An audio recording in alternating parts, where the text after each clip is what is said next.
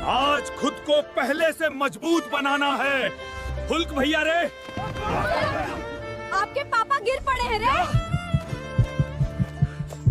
पापा को क्या हो गया? पापा उठिए रे, मैं हूं ना रे।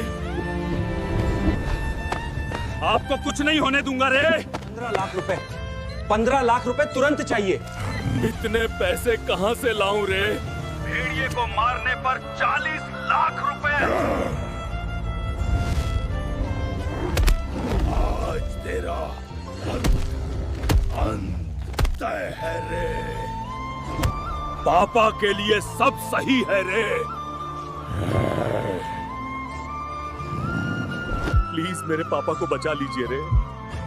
बेटा, तू मेरा हीरो है।